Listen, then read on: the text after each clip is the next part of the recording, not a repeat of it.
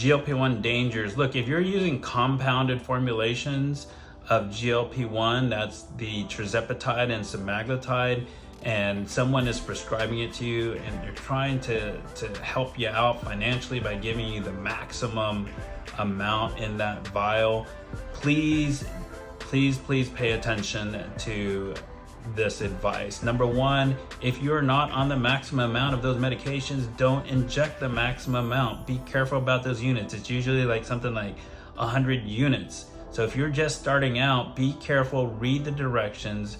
The people who prescribed it to you are supposed to give you a chart, and if they're not, shame on them. I've just seen too many of new patients coming in to see me recently, and they're sick and they didn't understand what happened. There's a lack of education, there's just no coaching, and then they have this horrible experience with these compounds because they took too much. And that's really what it was.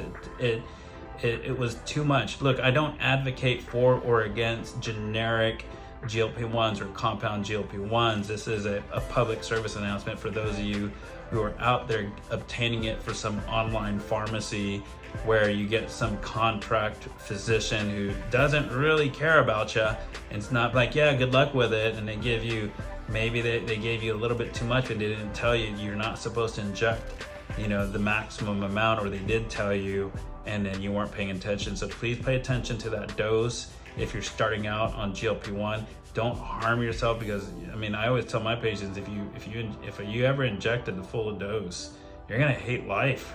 Like for a week, maybe even 2 weeks, it's gonna be so hard to eat. So be careful with these compounds.